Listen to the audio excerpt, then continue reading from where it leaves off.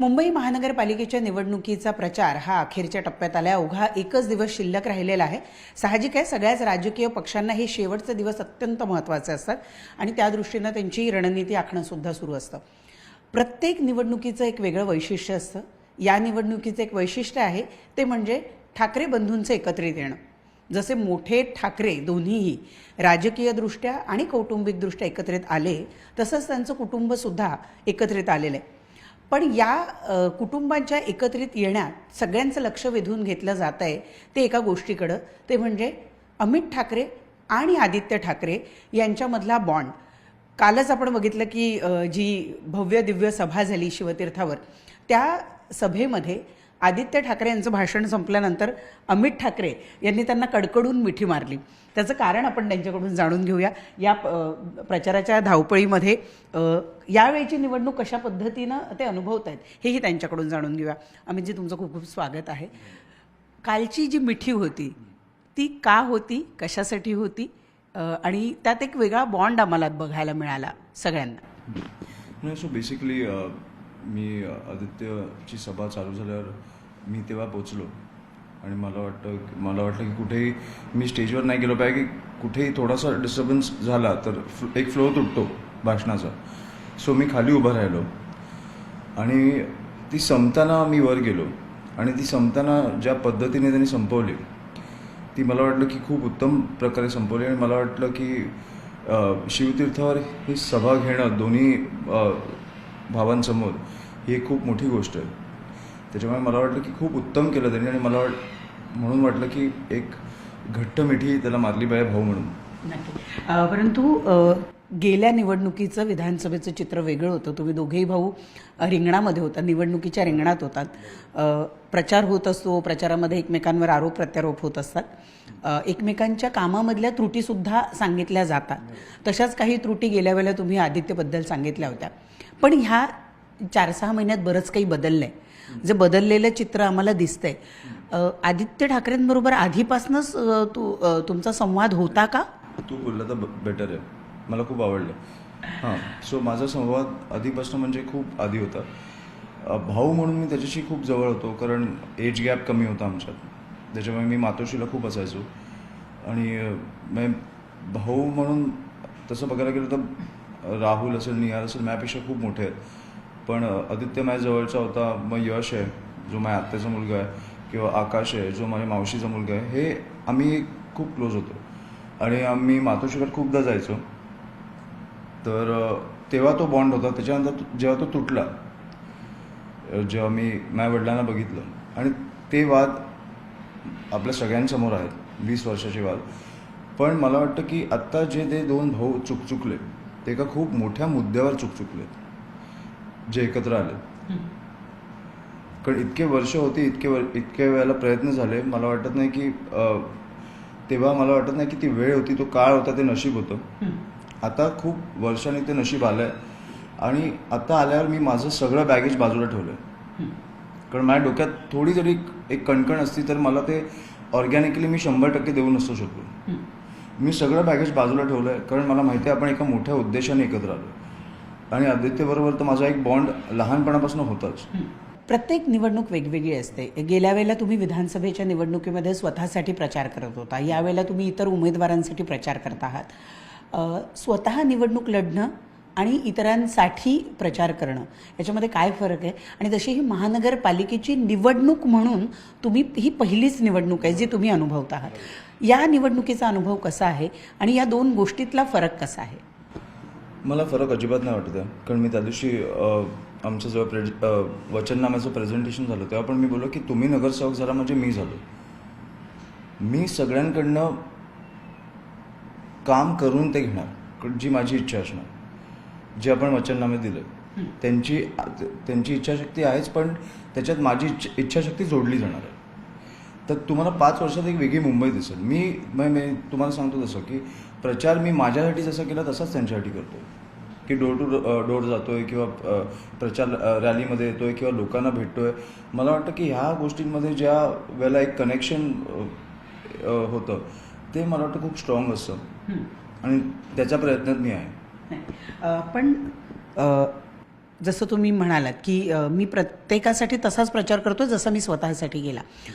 महानगरपालिकेची सत्ता आपल्या हातात आली तर जे जाहीरनाम्यामध्ये तुम्ही म्हटलेलं आहे त्यातल्या कुठल्या मुद्द्यांना तुम्ही प्रायोरिटी देणार? कारण पुन्हा असतो की दृष्टिकोनाचा फरक असतो. तरुण पिढी ही वेगळ्या दृष्टीनं बघत असते शहराला, वाढत्या शहरीकरणाला, तिथे उद्योगाच्या संधी मिळणं, तिथे रोजगाराच्या संधी मिळणं, याला ते खूप वेगळ्या पद्धतीनं बघत असतात. जी ओल्ड जनरेशन आहे तिचे पॅरामीटर कदाचित वेगळे असतात. तुमचे पॅरामीटर काय आहेत? आणि आतापर्यंत आपण पॅरामीटर्स वाढवलेच नाही आहेत. आपण एक मार्कच सेट नाही केलं आहे की कुठे पोचायचं. जे बोलतात आता की तुम्ही कॉपी पेस्ट वचननामा दिला आहे, कारण तुम्ही आजपर्यंत पाणी नाही देऊ शकला, तुम्ही आतापर्यंत रस्ते नाही देऊ शकला. त्याच्यामुळे तो वचननामा असा आहे की तुम्हाला बेसिक गोष्टी तर मिळायला पाहिजे. आता की पाणी मिळायला पाहिजे, तुम्हाला पाळणाघर एक चांगली योजना आहे आमची, किंवा एक कॅन्सरचं हॉस्पिटल रुग्णालय, हे तुम्हाला बेसिक मिळायला पाहिजे. कारण तुम्हाला कॅन्सर किंवा हवा एअर AQI पोल्युशन असेल, कॅन्सर ज्या प्रमाणात वाढतं आहे जगभरात, आपल्याकडे हॉस्पिटल्स किती आहेत, लवकर डिटेक्शन होणं हे किती महत्त्वाचं असतं हे मला माहिती आहे. आपल्याकडे हॉस्पिटल्स किती आहेत आणि ते नाही झालं, उशीर झाला, स्टेज 2 स्टेज 3ला आपण पोचलो तर संपला विषय. हे मला खूप उशिरा कळलं. आपण हे करणार आहोत किंवा हवा AQI, दिवसाला आपण आज न फुकता आपण 11 सिगरेट्स फुकतोय. हे तुम्ही माना किंवा नका मानू, हे मी तुम्हाला रिपोर्टच्या अनुसार सांगतोय. एवढी घाणेरडी हवा आहे आपली बाहेर. आपण आपल्या अंगात ही हवा जाते तर तुम्ही विचार करा लहान मुलांचं काय होत असेल, ज्येष्ठ नागरिकांचं काय होत असेल. ह्याच्यावर काम नको का करायला? मैदानं ही तरुणांना मिळायला नको का? जे आपण जेनझी बोलतो ते जास्तीत जास्त देश सोडून का चालले? कारण त्यांना इकडे आशाच नाही दिसत आहे. बरं, मुंबईसारख्या शहरात तुम्हाला आशा नाही दिसली तर मग कुठे दिसणार ती आशा? तर मला वाटतं की ही 5 वर्षात आपण दाखवू शकतो, आणि जी मिळू शकते, जी सहजपणे मिळू शकते, जी आपण मला वाटतं दिली पाहिजे लोकांना. हे खूप कॉमन प्रश्न आहेत. महिला किंवा पुरुष असतील त्यांचे स्वच्छता केंद्र कुठे आहेत तुम्ही मला सांगा. दादर स्टेशनला जा, कुठेही जा तुम्ही, काय हॉरिबल परिस्थिती आहे हो. हे बदलवणं शक्य आहे सहज. इतक्या वर्षात का साध्य नाही झालं ते मला माहीत, कारण मी बी राजसाहेब आणि उद्धवसाहेब एकत्र नव्हते. मला राजसाहेबांच्या हातात सत्ता नव्हती, त्याच्यामुळे मला वाटतं की असं झालं असेल. मला वाटतं एकदा मला वाटतं संधी देऊन बघितली पाहिजे. नाशिकला आम्हाला जेव्हा दिली तेव्हा आम्ही करून दाखवलं. आत्ता तुम्ही उल्लेख केला की राज ठाकरे यांना सत्ता देऊन बघा बदलेल, पण असंच एक तुमचं वाक्य आहे की मुंबईतले येणारे जे लोंढे आहेत ते थांबवले तर बदल घडू शकेल, आणि जर राज ठाकरे मुख्यमंत्री झाले तर ते लोंढे थांबतील. तुमच्या याच प्रश्नावर संजय राऊतांनी मात्र जरा वेगळी प्रतिक्रिया दिली आहे. ते असं म्हणाले की तरुण पिढी राजकारणात येत असते, त्यांना काही गोष्टींवर मार्गदर्शन करणं गरजेचं आहे, त्यांना ट्रेन करणं गरजेचं आहे. त्यांनी अशा ट्रेन हा शब्द वापरलेला आहे. तर याबद्दल आपली प्रतिक्रिया काय आहे? खरंच ट्रेनिंगची गरज आहे? नाही, तसं शिकायची मला खूप गरज आहे, पण मला वाटत नाही की संजय काकांनी माझा संपूर्ण इंटरव्ह्यू बघितला आहे.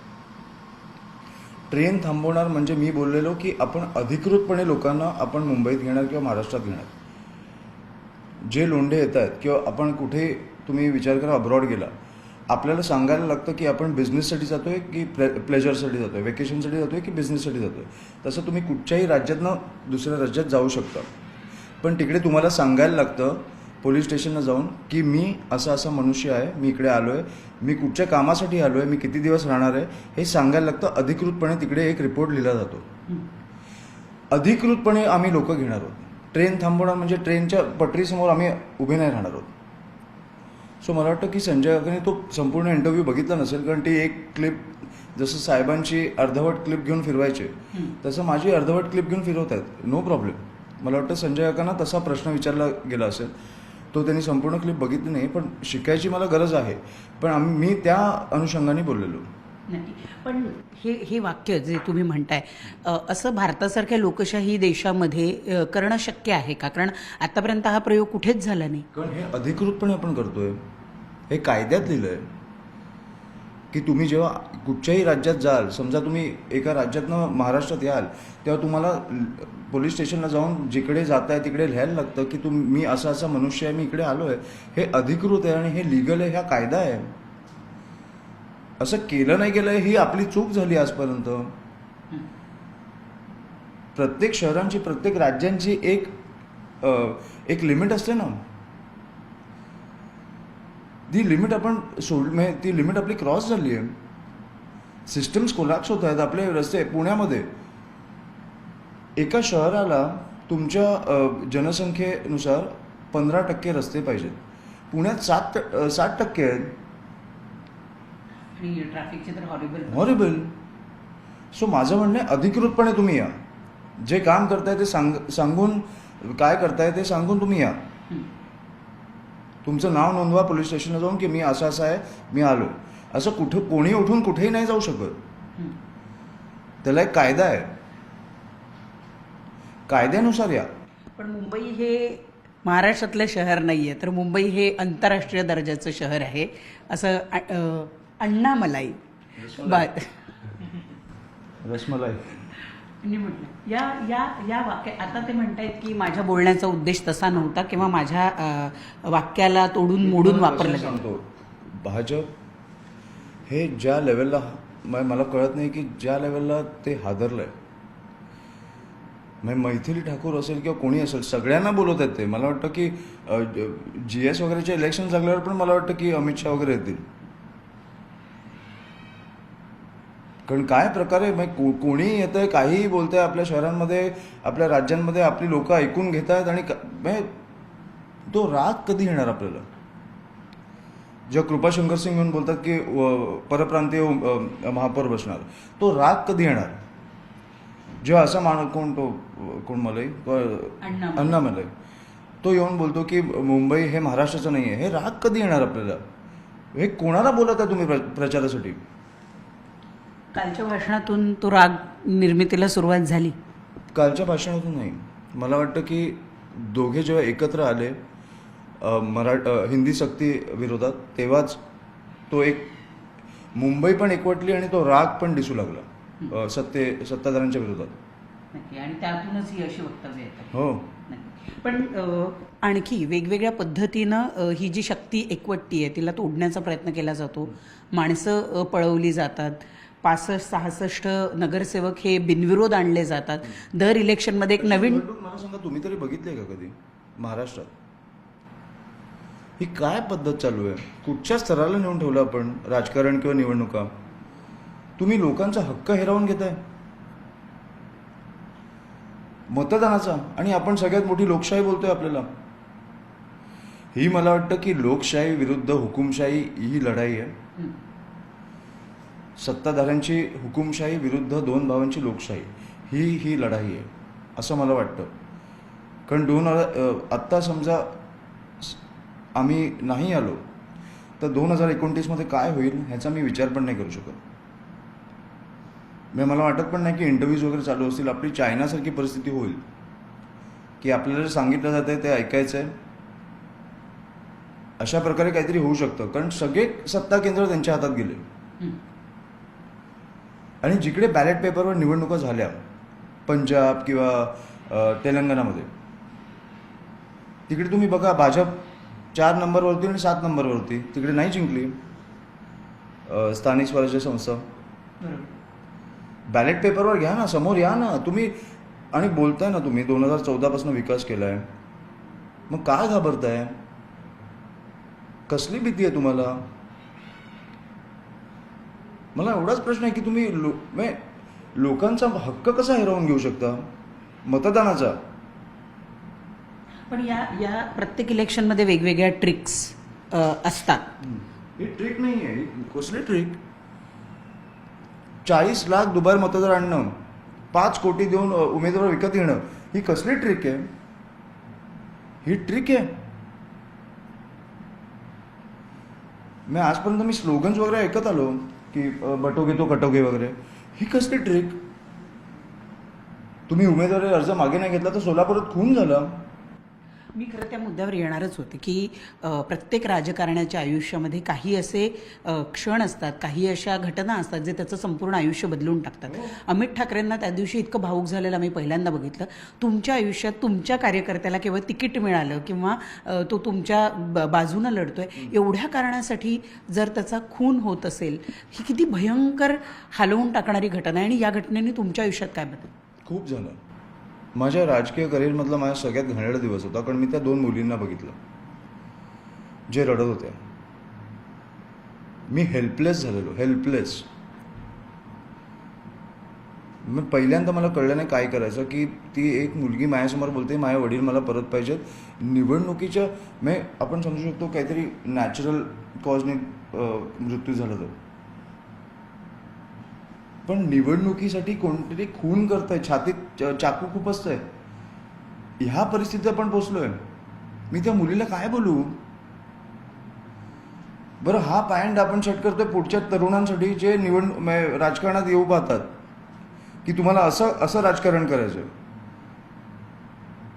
मी काय बोलू? खूप भीषण परिस्थिती आहे. मी तुम्हाला बोललो असं, लोकशाही विरुद्ध हुकुमशाही. 70 ठिकाणी बिनविरोध निवडून येतात. असे कोणी, असं कधी झालंय का? पोलिसांनी मला वाटतं 3 उमेदवारांनी घेऊन मला वाटतं ठाण्यात शिंदे साहेबांकडे घेऊन गेले. असं कधी झालंय का उमेदवारी अर्ज मागे घ्यायला? नार्वेकरांकडे तुम्ही काय झालं बघितलं? काय परिस्थिती आणली आपण? खऱ्या अर्थी तुम्ही हे मान्य करता की ही शेवटची निवडणूक आहे, जर आज नाही तर कधीच नाही? मला वाटतं संपला विषय. आणि मी जात धर्म बघून बोलत नाहीये. मला वाटतं की मनुष्य म्हणून मी बोलतोय की तुमचा हक्क गेला असं कुठेतरी तुम्ही समजा. म्हणजे तुम्ही ह्या राज्यात किंवा ह्या शहरांमध्ये पपेट्स म्हणून असाल. साम दाम दंडभेद सगळा वापरला जातोय निवडणुकीमध्ये. त्यात आपले जुने सहकारी सोडून जाणं ही पण एक मोठी गोष्ट असते. काल ज्या पद्धतीनं राज ठाकरे यांनी साद घातली आपल्या सगळ्या सोडून गेलेल्या लोकांना किंवा त्या उंबरठ्यावर असलेल्या लोकांना, आणि त्यांनी खंतसुद्धा व्यक्त केली, दिलगिरी त्यांनी व्यक्त केली की मी युती पहिल्यांदाच करतोय आणि अशा पद्धतीनं सगळ्यांनाच उमेदवारी देणं मला शक्य नाही. काल ती गोष्टसुद्धा अनेकांच्या मनाला स्पर्श करून गेली. या मनसेला काही नवीन नाही आहे माणसं सोडून जाणं. तरीही इतक्या महत्त्वाच्या कालावधीमध्ये माणसांनी सोडून जाणं हे किती मनाला चटका लावून जातो? नाही, अजिबात नाही. आमची खरी ताकद ही आमचे महाराष्ट्र सैनिक आहेत, ज्यांची अपेक्षा नसते काही, जे फक्त राजसाहेबांवर प्रेम करतात, त्यांचे व्हिडिओज बघतात, त्यांचे विचार त्यांना पटतात आणि मला वाटतं की विचार ते घरोघरी पोचवतात. ही खरी आमची ताकद आहे, कारण आम्ही खरं बोलतो. आम्ही लोकांना काय पाहिजे ते बोलतो आणि लोकांना काय पाहिजे ते देऊन दाखवलं नाशिकमध्ये. ही आमची खरी ताकद आहे. त्याच्यामुळे ही खालची जी संघटना आहे ती आमची खरी ताकद आहे. महाराष्ट्र सैनिक, कुठचाही माणूस गेला तो एकटा जातो कधी आमच्या पक्षातनं.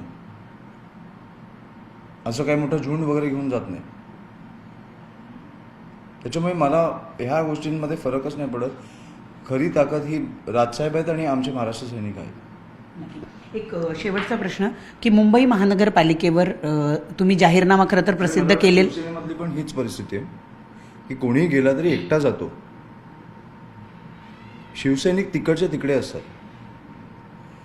जे तुम्हाला वाटतं, मला वाटतं की आता 40 आमदार गेल्यानंतर पण तुम्हाला बघायला मिळतं की संघटना तशीच आहे. संघटना हल्ली नाही आहे. मी आता प्रत्येक शाखांना आम्ही सगळे व्हिजिट करतो. मी असेल, आदित्य असेल, राजसाहेब असेल, उद्धवसाहेब असेल. ज्या प्रकारे स्वागत केलं जातं, मला एवढी लोक कशी असू शकतात. मी टचवूड, मी खूप नशीबवान आहे त्या अर्थाने की मला असे राजसाहेबांच्या पक्षात किंवा उद्धवसाहेबांच्या पक्षात मला किंवा त्यांच्या कार्यालयात मला जायला मिळतं.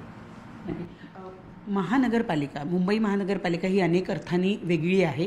तिचं स्वतंत्र संविधान आहे, तिचं स्वतंत्र अस्तित्व आहे. आशिया खंडातली सगळ्यात मोठी श्रीमंत महानगरपालिका आहे. पण त्या महानगरपालिकेला आता उतरती कळा लागते का काय अशी परिस्थिती झाली आहे. जाहीरनामा तुम्ही प्रसिद्ध केलेलाच आहे. पण पुन्हा मी म्हणते की एक यंग पॉलिटिशियन, एक तरुण राजकारणी म्हणून या महानगरपालिकेमध्ये कुठले बदल तुम्ही घडवू इच्छिता?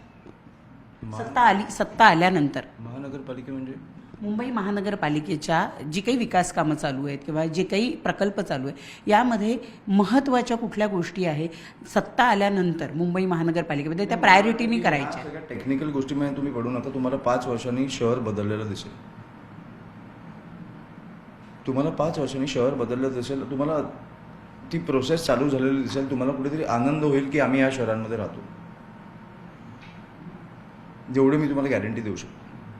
नाही, आपण पाहतो की या ठिकाणी अमित ठाकरे गॅरंटी देत आहेत की सत्ता आली तर पुढच्या 5 वर्षामध्ये बदलाची प्रक्रिया सुरू झालेली बघायला मिळणार आहे आणि जे शहर या देशातलं आंतरराष्ट्रीय दर्जाचं शहर मानलं जातं ते नक्कीच हे आम्ही सगळेच मानतो की मुंबई ही महाराष्ट्राची आहे आणि ती महाराष्ट्राचीच राहील. तिला तोडण्याचा प्रयत्न कोणी कितीही केला तरी तो तोडू शकणार नाही आणि पुन्हा अशा पद्धतीचा प्रयत्नसुद्धा कोणी करणार नाही. त्यामुळे अमित ठाकरे यांनी जो विश्वास वर्तवलेला आहे त्याच विश्वासाला मतदार कशा पद्धतीनं प्रतिसाद देतात हे खरं तर आपल्याला 16 तारखेला कळणार आहे. व्हिडिओ जर्नलिस्ट हर्षद सह प्रणाली कापसे, न्यूज 18 मराठी.